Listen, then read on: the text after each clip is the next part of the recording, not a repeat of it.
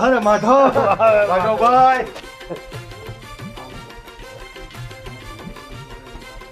કેમ છે દોસ્ત? કેમ છે દોસ્ત? મજામાં ને? અરે યાર બેન હા, મારી દીકરી મારે ક્યાં પરણાવી છે અને મારી દીકરી તો મારા મિત્રને જ દેવી છે ને.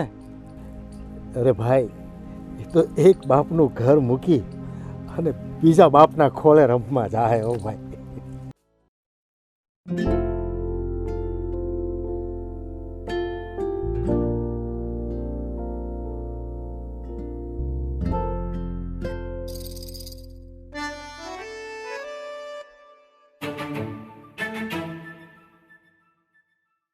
શું કરે? કેમ બેઠી છો બહાર? અરે ઓલા બાજુવાળા સંગીતાબેન છે ને, એ હજી હમણાં જ ગયા. તમારે રાહ જોઈને બેઠી હતી અહીંયા. પણ તમારે કા ખેતરેથી મોડું થયું? મને લાગે રાઘવભાઈ ખેતરે આવ્યા છે હો, તઈ જ મોડું થયું હોય. બાકી તમારા બેયની ભાઈબંધી કૃષ્ણ સુદામા જેવી છે. ખાસી વાત કીધી તે. ખરેખર કૃષ્ણને સુદામા જેવી જ છે. આજે કહું તને એક વાત. આજે મને રાઘવ શું કહે ખબર છે?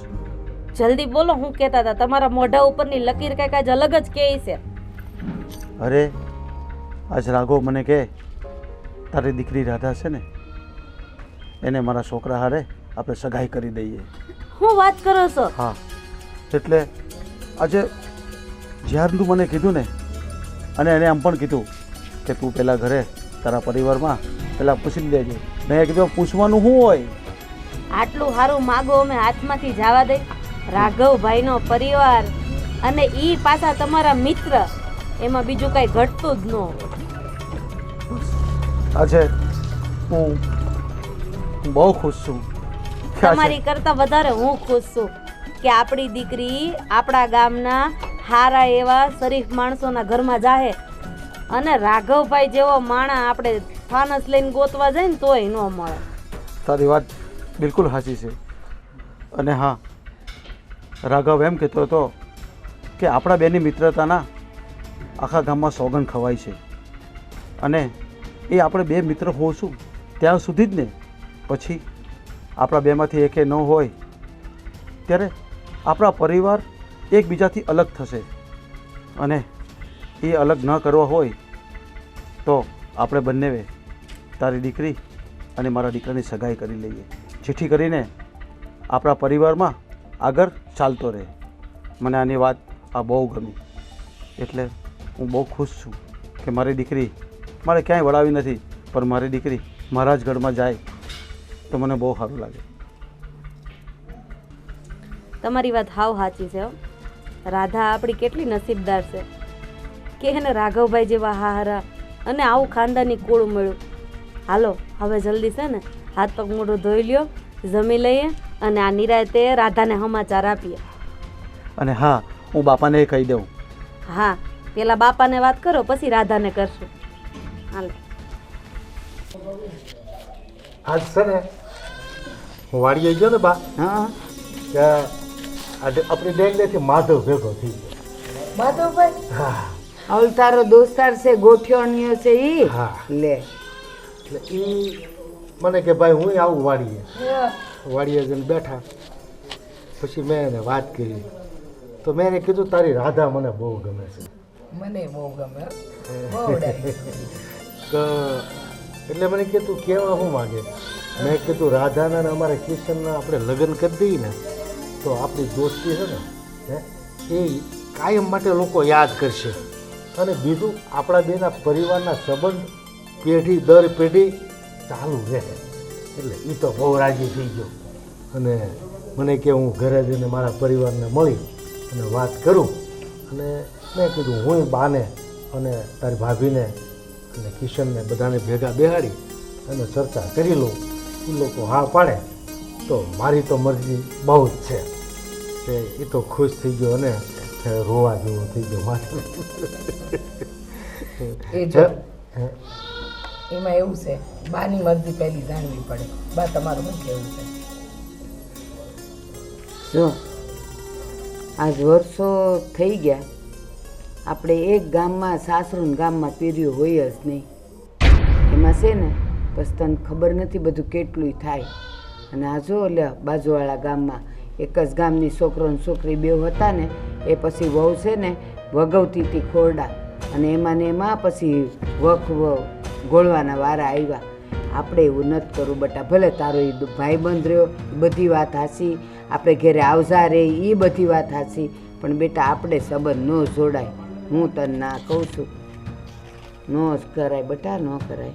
એ હું કહું કે મને તો રાધાબા બહુ ગમે છે અને ગામમાં ને ગામમાં થઈ વાંધો શું છે, અને માધવભાઈ સાથે ને આપણા વર્ષોના સંબંધ છે, એટલે જો તમે જો હા પાડો ને તો મારી તો હાથ છે ને. કિશન તારે શું કેવું છે બેટા? પણ પપ્પા, આ હું શહેરમાં ભણ્યો છું ને તમે મને એટલો બધો ભણાવ્યો છે, તો મને મારા લાયક કોઈ છોકરી મળે કે જે મારી જેટલું ભણેલી હોય તો અમને બંનેને સાથે રહેવામાં મજા આવે. પણ ના ભણેલી હોય કે ભણેલી હોય, આપણે રાધાને વર્ષોથી ઓળખીએ છીએ, નાનેથી મોટી થઈ, એટલે મારું ને તારા પપ્પાનું માનવું તો એવું છે કે રાધા જો આપણા ઘરની વહુ બને ને બેટા તો બહુ સારી. કિશન પણ મમ્મી, હું તો એને ઓળખતો પણ નથી. હું નાનો હતો ત્યારથી તમે મને બહાર ભણવા માટે મોકલી દીધું હતું. પણ બેટા એ છોકરી તો રૂપાળી છે અને હોશિયાર પણ છે અને પાછું બહાર ભણી છે અને સંસ્કારી છે. આપણે છે ને ભણતરવાળી ગોતી અને કાંઈ નોકરી નથી કરાવી, આપણું ઘર શોભાવે ને એવી દીકરી આપણે લાવવાની હોય. હવે એને ભણાવી અને નોકરી નથી કરવાની, ઘરમાં જ રહેવાનું છે અને ઘરની શોભા વધારે ને એવી દીકરી ગોતાય. ભણેલી ગણેલી હોય ને એ આ તારા મા બાપને ને બાને નો હાસવે. સાચી વાત છે. એ છે ને અમારું ધ્યાન ના દે. આ તો પહેલેથી અમે જોયેલી હોય ને તો એ અમારું ધ્યાન દે, અમારો ગળપણનો સહારો બને. બેટા ભણેલી ગણેલી બહુ આવી, કાલ ઉઠીને તને શહેરમાં સેટ કરી દીધો તો અમારે શું કરવાનું? અમારા મા બાપે ગળે ગળપણ ક્યાં જવું?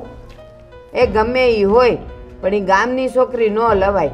એ તમને ખબર, તમે આ તું કહેશ કે એ રૂપાળી છે ને હારી છે, એ રૂપ તો 4 દીનું હોય, ગુણ હારા જોઈ. અને હા, એ અહીંયા ને અહીંયા છે એટલે તમે એમ જાણતા હો, પણ એ અંદર ખાને કેવી હોય શું હોય એ મને તમને કાંઈ ખબર છે?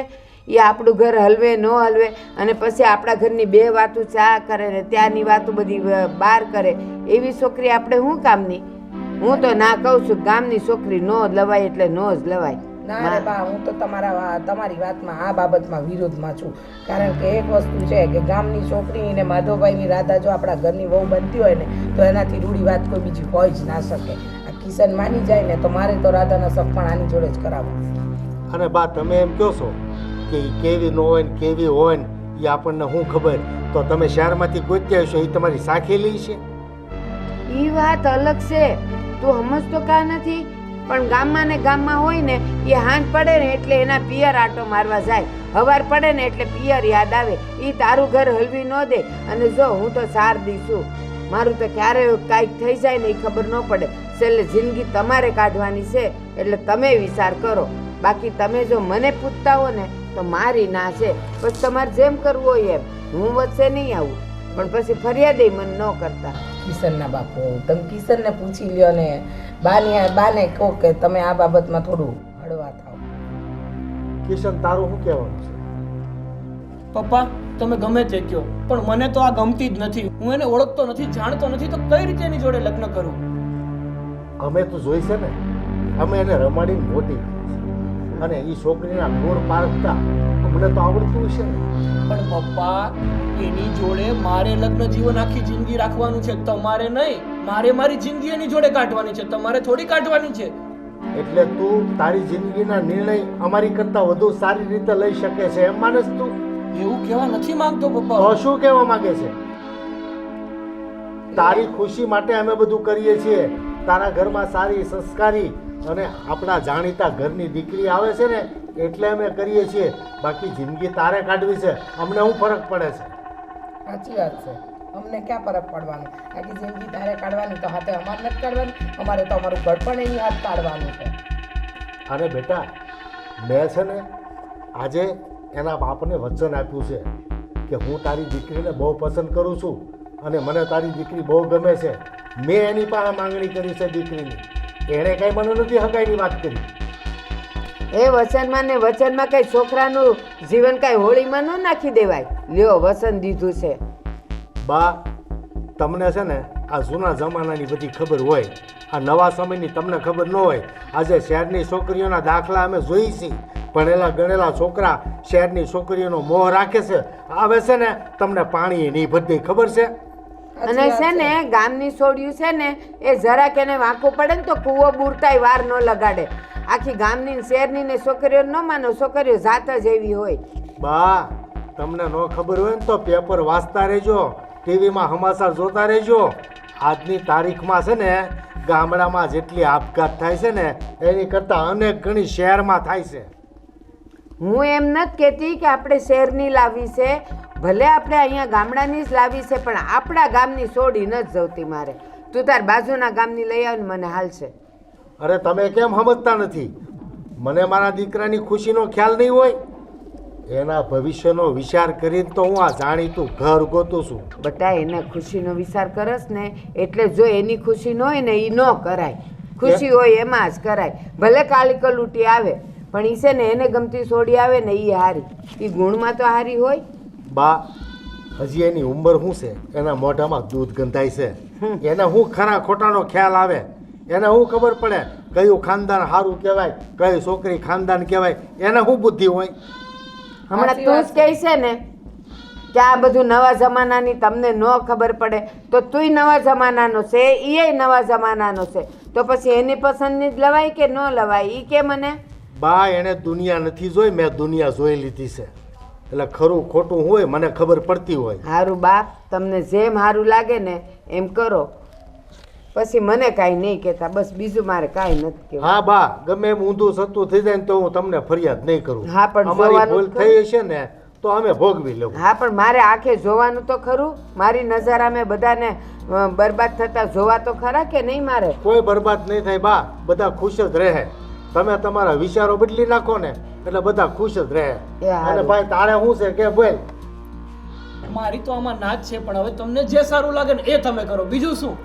તો પછી હું એમ જ કહું છું કે આપણે અઠવાડિયામાં ઘરનો સામાન બદલી અને નવા મકાને રહેવા ઉઈ જવાનું છે અને ત્યાં રાધાના અને કિશનના લગ્ન ગોઠવવાના છે. એ સારું, હાલો હવે ચાલો જમવાનું કરો.